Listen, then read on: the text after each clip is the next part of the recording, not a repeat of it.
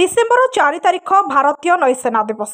यह नौसेना दिवस को मयूरभंज जिला जसीपुर रे थिबा कनक रेसिडेन्सी ठारे अवसरप्राप्त सेना अधिकारी मेजर देवेंद्र नाथ दासଙ୍କ अध्यक्षतार स्थानीय स्थल सेना वायुसेना और नौसेना अवसरप्राप्त सेना अधिकारी और सेना कर्मचारी मानक द्वारा 55तम वार्षिक नौसेना दिवस पालित हो जाइछि। 1971 मसीह पूर्व पाकिस्तान ठारू बांग्लादेश को स्वाधीनता देवाई किभली भावे भारतीय नौसेनार भूमिका थिला से नहीं स्मृतिचारण करने पर उपस्थित छात्र छात्री बुद्धिजीवी और जनसाधारण को नौसेनार पराक्रम विषय में अवगत कराइथिले। मंचासीन अतिथिगण मध्य आगामी दिन में छात्र छात्री एवं समस्त युव समाज स्व इच्छा निजकू सेनारे सामिल करी देश मातृकार सेवा करने आगे आसवाक आह्वान करथिले।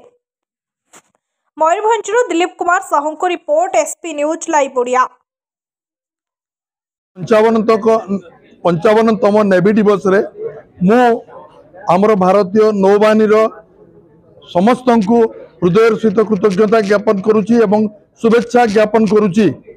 आज दिन में 1971 मसीह आमर पराक्रमी भारतीय नेवी पाकिस्तान रो नेवल डॉकयार्ड कराची को ध्वंस कर देइतिला एवं तांकर बहुत गुड़िए युद्ध जहाज को नष्ट कर देइतिला।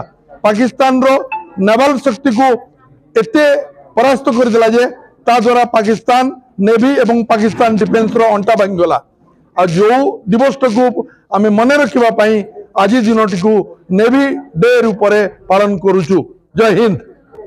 भारतीय नौसेना हो बा एयरफोर्स हो बा आर्मी हो यह एक जॉब नुह, यह हूँ सर्विस। निस्वार्थपर भाव देश जदि आम कम कर इच्छा अच्छी आ भारत माता आमको सेवा कर मनोवृत्ति अच्छी तेरे आपण मैंने आसिकी सैन्य बाहिनी जोग दिंतु एवं एपरी सुजोग जो थी आप माने एमती गोटे सुजोग पाइबे जोटी मातृभूमि आपको कम करने सुजोग मिल जो सुजोग समस्त को मिले।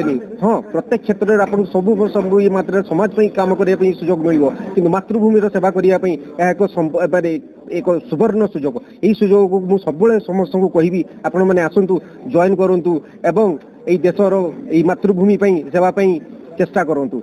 यही सेवार सबुठ बड़ गोटे जिनस कहि आम जदि आज मृत्युवरण करुचु आमको नहीं जाणी दिज्व किंतु जदि जड़े सेवार सर्विस मृत्युवरण करुच्ची भारतर तिरंगारे लपेटिक आना ताठू बड़ सम्मान विषय आम कि ना।